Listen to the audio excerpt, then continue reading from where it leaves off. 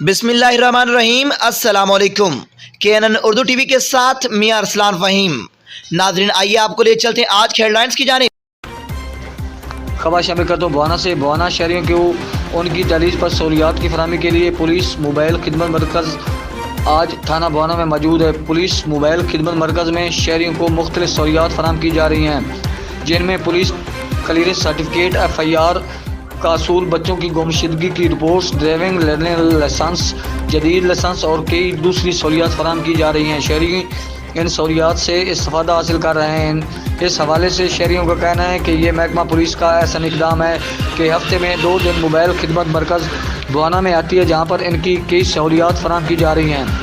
پہلے انہی سہولیات کے لیے ان کو چنوٹ جانا پڑتا تھا۔ رپورٹ ملک جعفر علی، KNN نیوز چنوٹ۔